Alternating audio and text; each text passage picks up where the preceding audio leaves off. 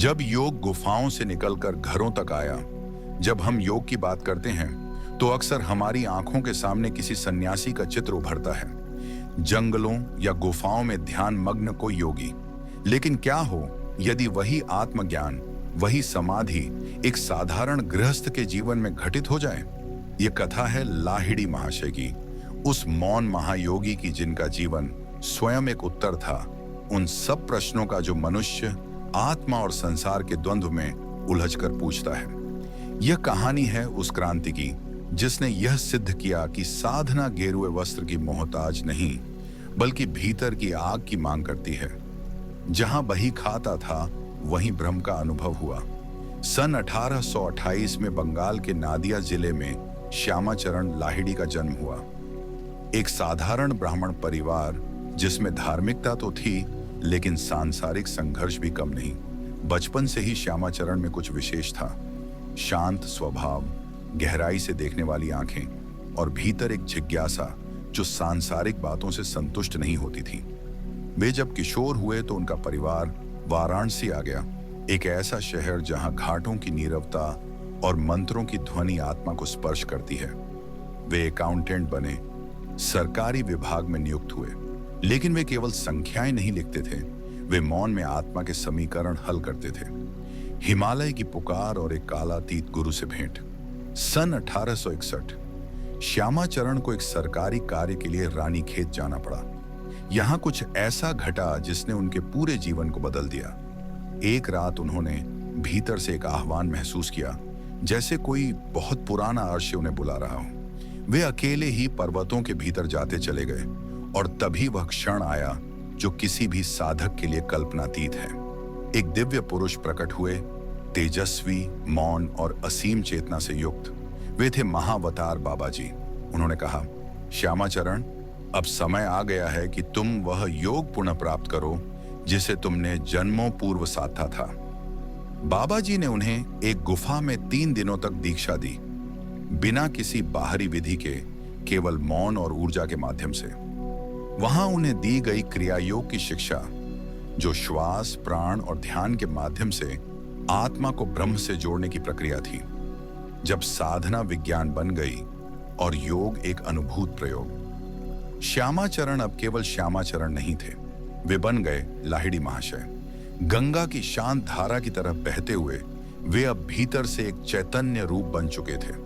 उन्होंने जो साधना पाई उसे छुपाया नहीं, लेकिन उन्होंने किसी प्रचार के बिना मौन में योग्य शिष्यों को दीक्षा देना आरंभ किया। वे कहते थे, यह कोई संप्रदाय नहीं है, यह आत्मा का विज्ञान है। क्रिया योग में न पूजा है न प्रतीक, केवल अनुभव है। यह वह रास्ता था जो गृहस्थ को भी योगी बना सकता था। उनका यह दृष्टिकोण एक क्रांति था, क्योंकि पहली बार योग केवल सन्यासियों की नहीं रहा। अब दुकानदार, गृहिणी, विद्यार्थी सब साधक बन सकते थे। मौन वह था, पर उसकी उपस्थिति वाणी से अधिक गूंजती थी। लाहिड़ी महाशय प्रवचन नहीं देते थे, उनके पास कोई शिष्य मंडली नहीं थी, कोई प्रचार तंत्र नहीं, लेकिन उनकी मौन उपस्थिति अपने आप लोगों को खींच लाती थी। जो भी उनके पास आता, वे केवल इतना पूछते, क्या तुम ईश्वर को पाना चाहते हो? और यदि उत्तर हां होता तो वे श्वास की साधना सिखा देते। एक बार एक व्यापारी ने पूछा, मैं सांसारिक हूं, मुझे ईश्वर कैसे मिलेगा? लाहिड़ी महाशय ने दीपक की ओर इशारा करते हुए कहा, दीपक को मंदिर में जलाओ या घर में, उसका प्रकाश अंधकार को दूर करता है। साधना का स्थान नहीं, भावना महत्वपूर्ण है। गृहस्थ के लिए योग जब संसार साधना बन जाए।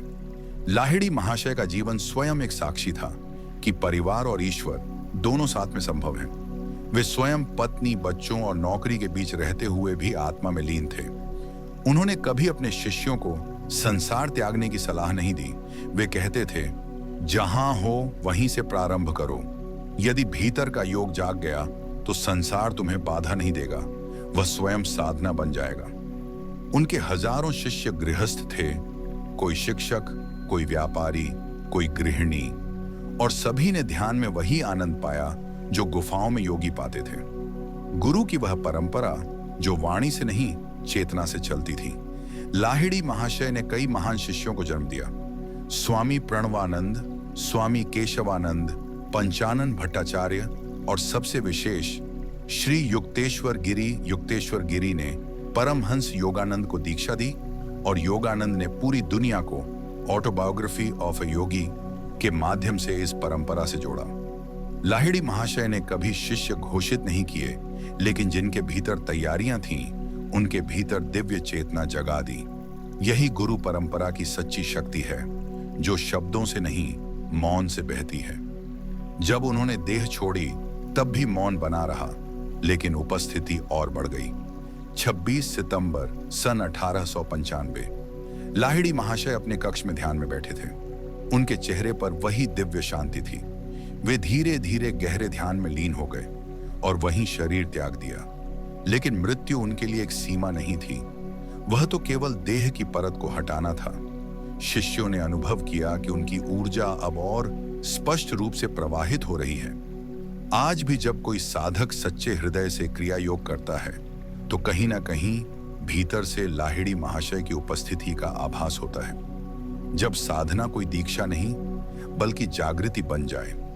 लाहिड़ी महाशय का जीवन हमें यह सिखाता है कि योग कोई विशेष वेश या स्थान नहीं चाहता, वह केवल भीतर की तीव्रता चाहता है। उन्होंने न तो कोई संस्था बनाई, न कोई प्रचार किया, फिर भी वे हजारों की आत्मा में आज भी जीवित हैं। उन्होंने संसार को नहीं त्यागा, लेकिन संसार में रहते हुए आत्मा को पूर्ण रूप से पा लिया। यही उनका सबसे बड़ा संदेश है कि परमात्मा कहीं बाहर नहीं, वह तो हमारे सांसों के बीच ही छिपा है। अगर आपने इस पूरी यात्रा को ध्यान से सुना, तो आप यह अनुभव कर पाए होंगे कि कैसे एक साधारण गृहस्थ भी एक सिद्ध योगी हो सकता है, यदि उसके भीतर तड़प सच्ची हो, और यदि यह कथा आपके हृदय को छू गई हो, यदि आपको लगा हो कि यह केवल कहानी नहीं बल्कि एक आंतरिक अनुभव है, तो इसे अकेले मत रखिए। इसे अपने मित्रों, परिवारजनों और उन सभी साधकों तक पहुंचाइए जो जीवन में स्थिरता, साधना और शांति की खोज में हैं। फिलो वाणी का यही प्रयास है, आत्मा से आत्मा तक बात पहुंचना बिना किसी प्रदर्शन के, केवल अनुभव के द्वारा। यदि आप इस यात्रा में हमारे सहयात्री बनना चाहते हैं, तो हमारे चैनल को अभी सब्सक्राइब करें। यह केवल एक बटन नहीं है, यह एक संकल्प है कि हम मिलकर चेतना के इस प्रवाह को आगे बढ़ाएंगे। घंटी दबाए ताकि जब भी कोई नई साधना कथा या दार्शनिक विचार आए, तो वह सबसे पहले आप तक पहुंचे। फिलो वाणी की ओर से आपको साधना में स्थिरता, जीवन में प्रकाश और आत्मा में शांति की शुभकामनाएं।